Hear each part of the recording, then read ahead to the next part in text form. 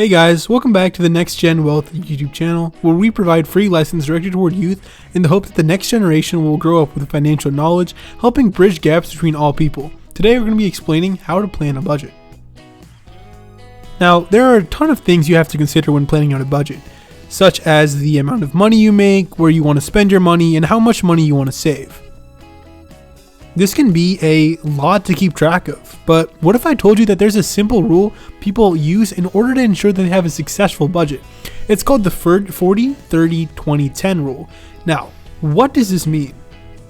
Well, what this is saying is that 40% of your income should go toward necessities. Think food, water, clothing, housing, etc., and other basic human needs. But you might be saying, Alex, I'm still a teen. I don't have to pay for necessities like those. My parents already do for me. And well, you have a good point.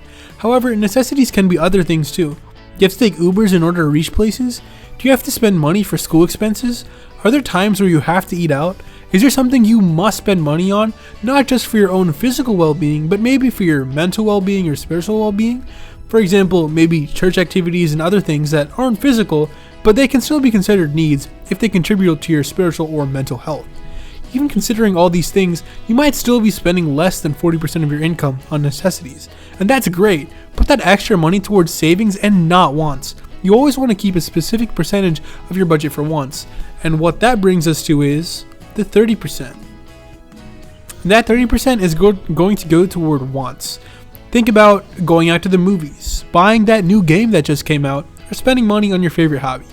Even if you spend less than 40% of your income on necessary expenses, it's not best to transfer that extra money you save with income to your wants. You want to keep that percentage needed for wants at 30% at all times. Spending more can often turn into a bad habit, and it's always best to have extra money for a rainy day. And speaking of savings, that's where the 20% comes from. Savings are perhaps the most important part of a budget. It ensures you always have extra cash and helps you prepare for the future. If one month you spend less money on income or wants, put it towards savings. Remember, the 20% is just a general guideline. You don't want to go under 20%, but going over is totally fine. Just remember, it's okay to splurge once in a while.